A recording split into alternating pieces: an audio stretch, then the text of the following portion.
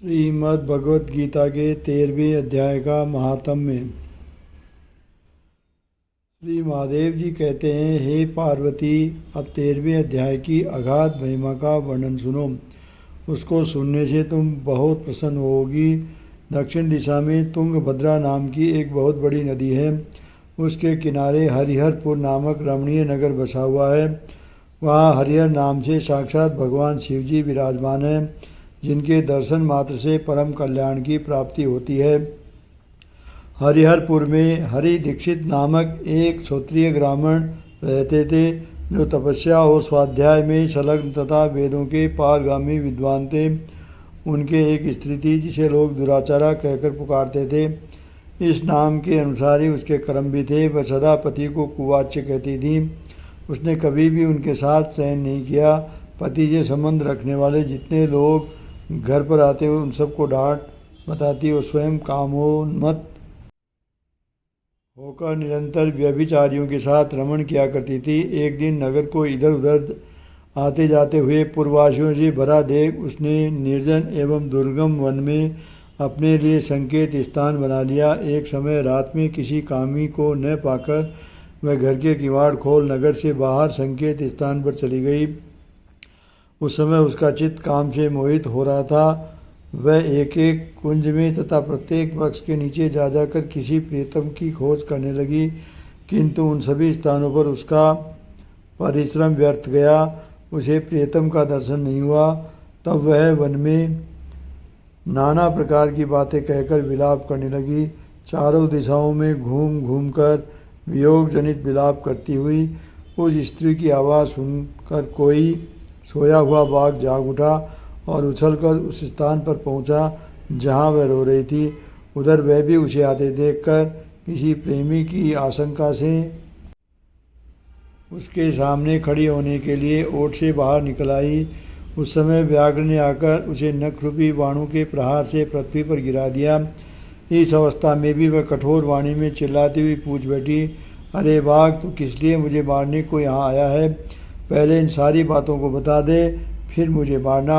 उसकी यह बात सुनकर प्रचंड पराक्रमी व्याघ्र क्षण भर के लिए उसे अपना ग्रास मराने से रुक गया और हंसता हुआ सा बोला, दक्षिण देश में मलापहा नामक एक नदी है। उसके तट पर मुनिपर्णा नगरी बसी हुई है।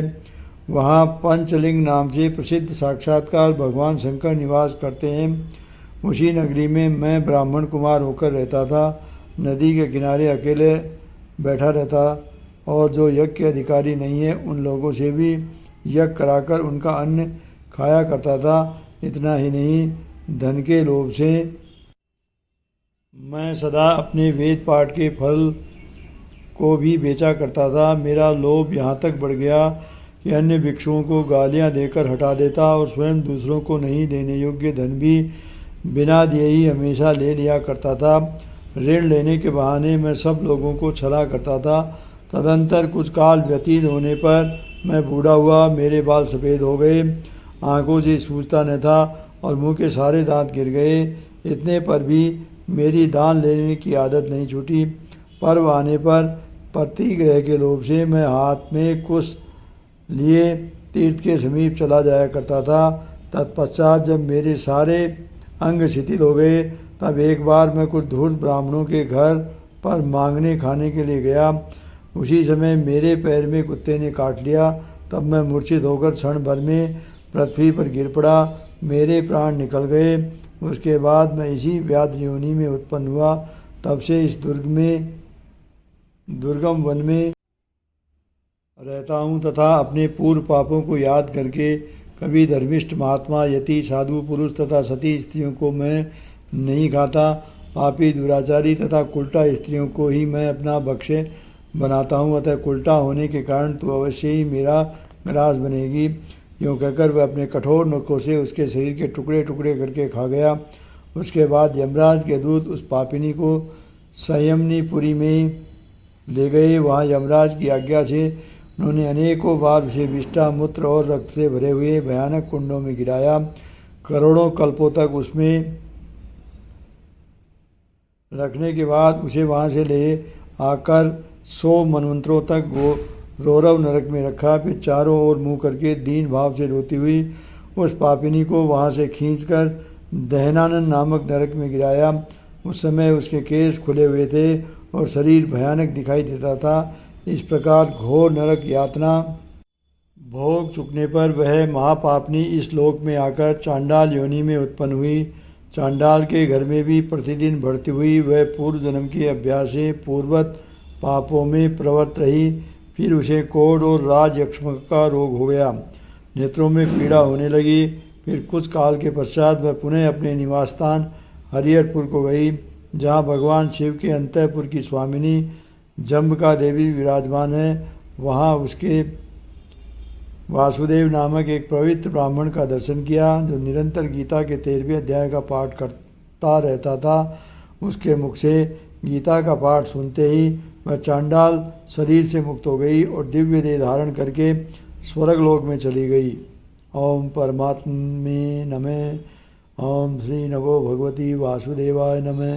ओम श्री परमात्मने नमः। अथ त्रयोदशाध्याय। श्री भगवानुवाच इदं शरीरं कौन्तेय क्षेत्रमित्ते विधीयते एतद्यो वेति ते प्राहुः क्षेत्रज इति त्वदिदः क्षेत्रगं चापि मा विद्धि सर्वक्षेत्रेषु भारत क्षेत्र क्षेत्र ज्ञेयो ज्ञानं यत् स्नानं मतं मम तत्क्षेत्रं यच्च यादृक्कच्च यद्धिकारी यतस्य यत् स चेयो यत्प्रभावस्य तस्मासेन मे शृणु ऋषिभिः बहुधा गीतं छन्दोभिः विविधे पृथक् ब्रह्मसूत्रपदस्यैव हेतुमदि विनिश्चिते महाभूतानहंकारो बुद्धिर्व्यक्तमेव च इन्द्रियाणि दर्शके च पंचम चेन्द्रियेव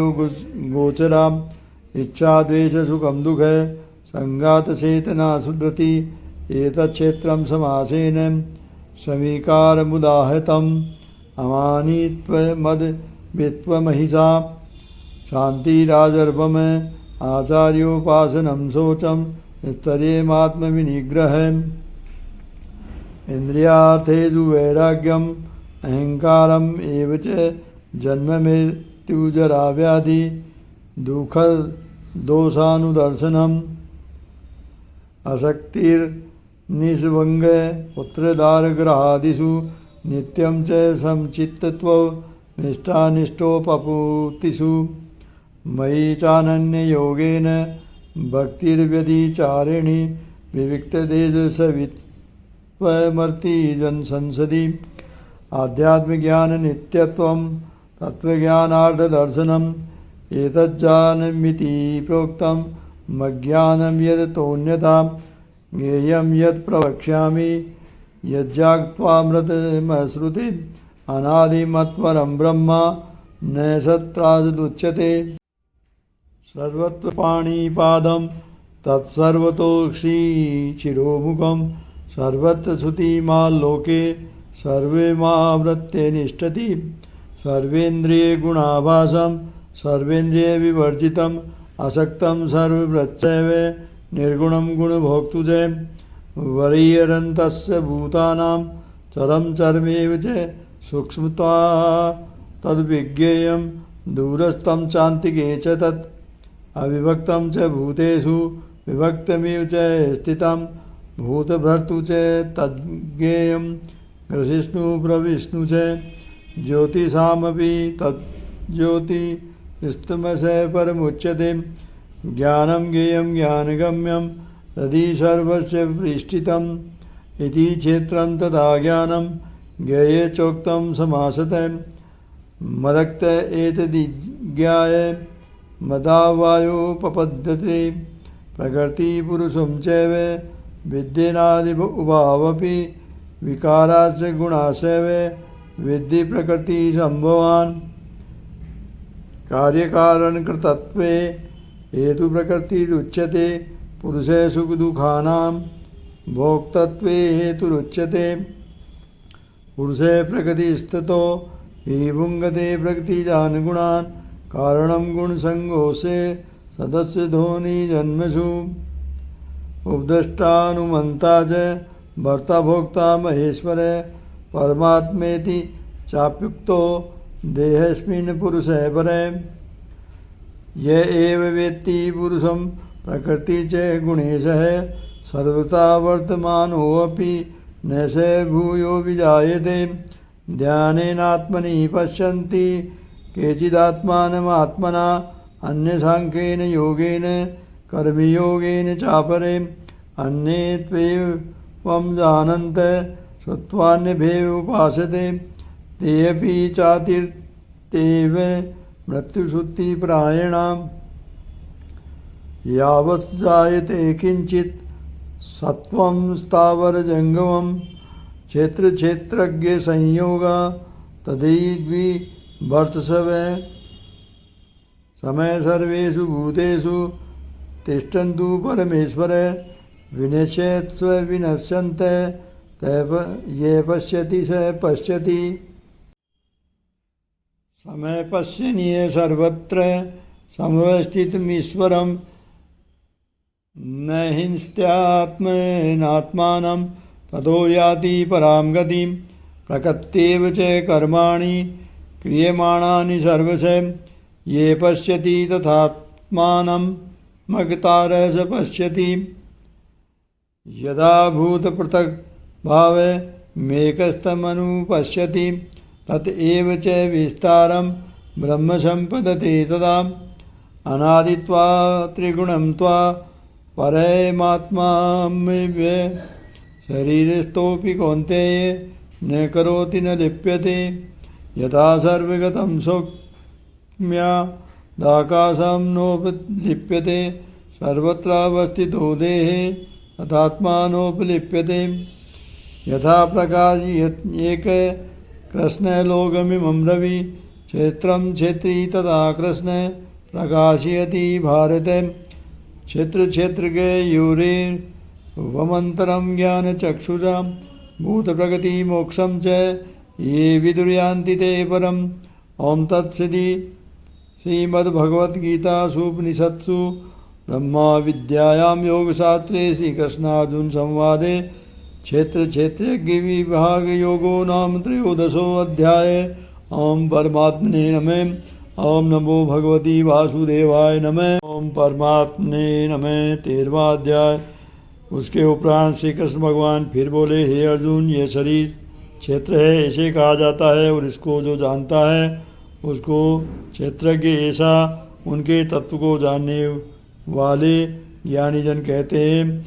और हे अर्जुन, तो सब क्षेत्रों में क्षेत्रज्ञ अर्थात जीवात्मा भी मेरे को ही जान और क्षेत्रज्ञ का अर्थात विकार सहित प्रकृति का और पुरुष का जो तत्व से जानना है वह ज्ञान है, ऐसा मेरा मत है। इसलिए वह क्षेत्र जो है और जैसा है तथा जिन विकारों वाला है और जिस कारण से जो हुआ है तथा वह क्षेत्रज्ञ भी जो है और जिस प्रभाव वाला है वह सब संक्षेप से मेरे से सुन। ये क्षेत्र और क्षेत्रज्ञ का तत्व ऋषियों द्वारा बहुत प्रकार से कहा गया है, अर्थात समझाया गया है और नाना प्रकार के वेद मंत्रों से विभाग पूर्वक कहा गया है तथा अच्छी प्रकार से निश्चय किए हुए युक्ति युक्त ब्रह्म सूत्र के पदों द्वारा भी वैसे ही कहा गया है। हे अर्जुन, वही मैं तेरे लिए कहता हूँ कि 5 महाभूत अर्थात आकाश, वायु, अग्नि, जल और पृथ्वी का सूक्ष्म भाव, अहंकार, बुद्धि और प्रकृति अर्थात त्रिगुणमय, मायावी तथा 10 इंद्रियों अर्थात श्रोत्र, त्वचा, नेत्र, रसना और घ्राण एवं वाक, हस्त, पाद, उपस्थ और गुदा, एक मन और 5 इंद्रियों के विषय अर्थात शब्द, स्पर्श, रूप, रस और गंध तथा इच्छा, द्वेष, सुख, दुख और स्थूल देह का पिंड एवं चेतनता और धृति, इस प्रकार ये क्षेत्र विकारों के सही संक्षेप से कहा गया। हे अर्जुन, श्रेष्ठता के अभिमान का अभाव, दंभाचरण का अभाव, प्राणी मात्र को किसी प्रकार भी न सताना और क्षमाभाव तथा मन वाणी की सरलता, श्रद्धा, भक्ति सहित गुरु की सेवा, बाहर भीतर की शुद्धि, अंतःकरण की स्थिरता, मन और इंद्रियों सहित शरीर का निग्रह, इस लोक और परलोक के संपूर्ण भोगों में आसक्ति का अभाव और अहंकार भी अभाव, एवं जन्म मृत्यु जरा और रोग आदि में दुख दोषों का बारंबार विचार करना, पुत्र स्त्री घर और धनादि में आसक्ति का अभाव और ममता का न होना तथा प्रिय अप्रिय की प्राप्ति में सदा ही चित्त का सम रहना, अर्थात मन के अनुकूल तथा प्रतिकूल के प्राप्त होने पर हर्ष शोकादि विकारों का न होना, मुझ परमेश्वर में एक ही भाव से स्थिति रूप ध्यान योग के द्वारा अव्यभिचारिणी भक्ति तथा एकांत और शुद्ध देश में रहने का स्वभाव और विषयासक्त मनुष्यों के समुदाय में प्रेम का न होना तथा अध्यात्म ज्ञान में नित्य स्थिति और तत्व ज्ञान के अर्थरूप परमात्मा को सर्वत्र देखना, ये सब तो ज्ञान है, और जो इससे विपरीत है वह अज्ञान है, इसे कहा है। ये अर्जुन, जो जानने के योग्य है तथा जिसको जानकर मनुष्य परमानंद को प्राप्त होता है, उसको अच्छी प्रकार कहूँगा।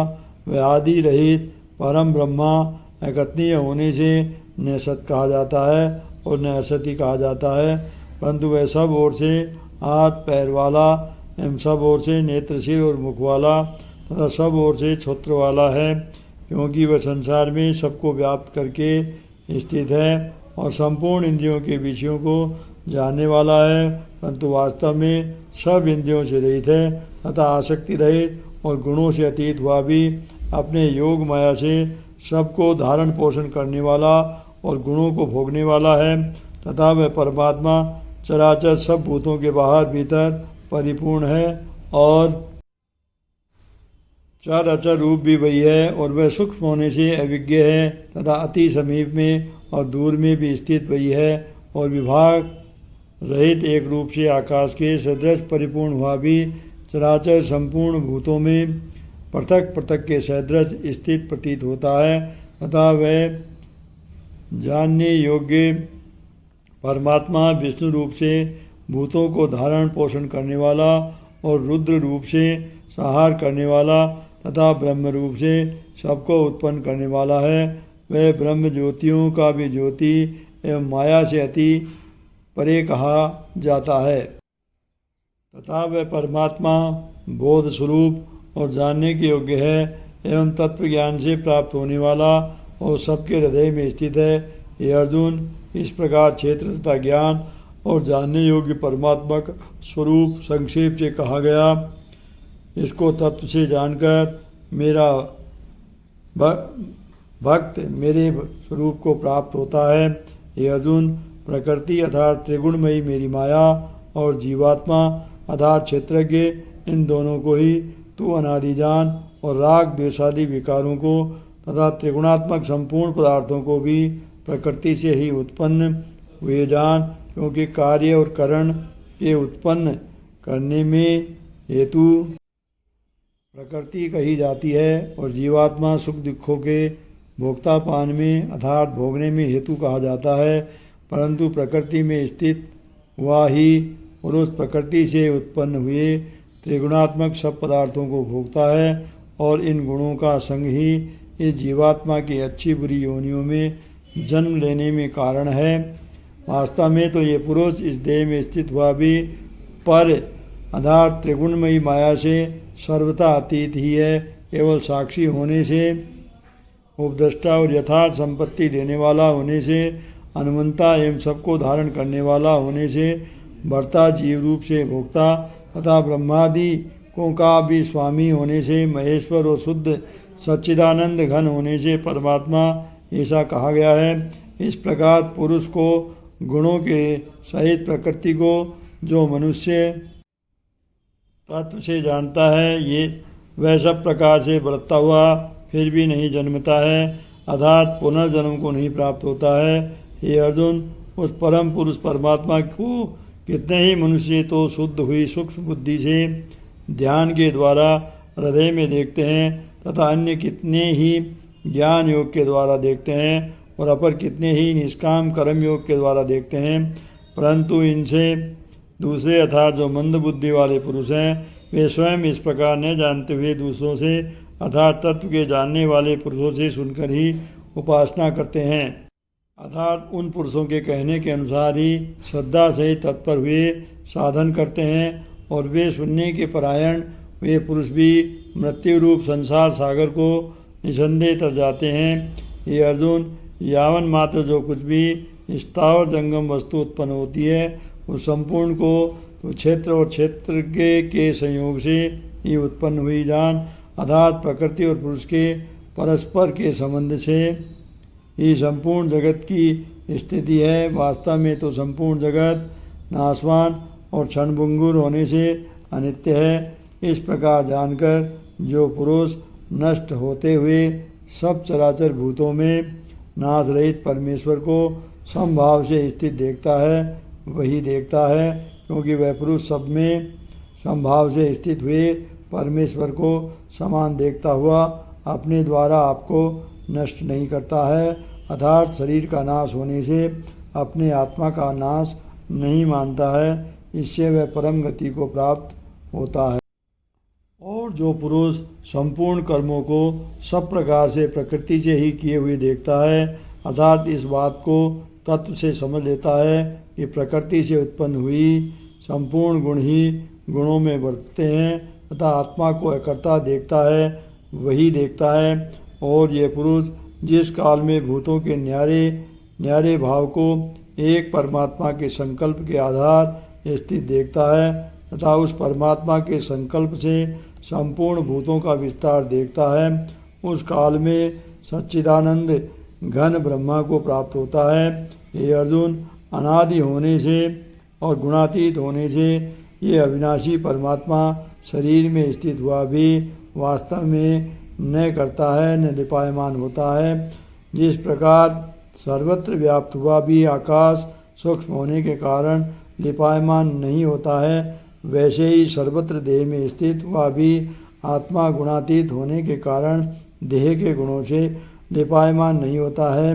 ये अर्जुन, जिस प्रकार एक ही सूर्य संपूर्ण ब्रह्मांड को प्रकाशित करता है, उसी प्रकार एक ही आत्मा संपूर्ण क्षेत्र को प्रकाशित करता है, अर्थात नित्य बोध स्वरूप एक आत्मा की ही असत्ता से संपूर्ण जड़ वर्ग प्रकाशित होता है। इस प्रकार क्षेत्र और क्षेत्रज्ञ के भेद को तथा विकार सहित प्रकृति से छूटने के उपाय को जो पुरुष ज्ञान नेत्रों द्वारा तत्व से जानते हैं, वे महात्मा जन पर ब्रह्म परमात्मा को प्राप्त होते हैं।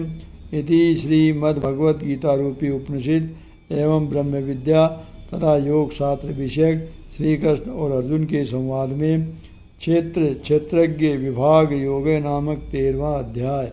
श्री परमात्मने नमः। श्री नमो भगवती वासुदेवाय नमः।